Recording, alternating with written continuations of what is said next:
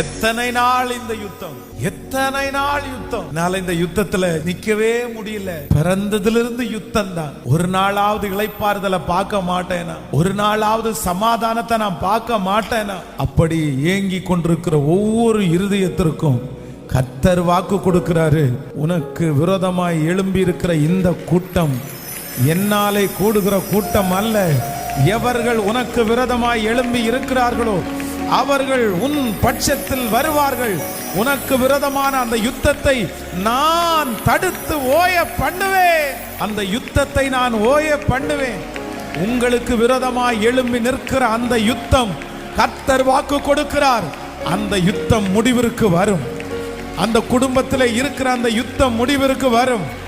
அந்த கணவனார் உண்டான அந்த யுத்தம் முடிவிற்கு வரும். அவர் யுத்தத்தை தடுத்து ஓய பண்ணுகிற கர்த்தர் வாக்கு கொடுக்கிறார். உனக்கு விரோதமாய்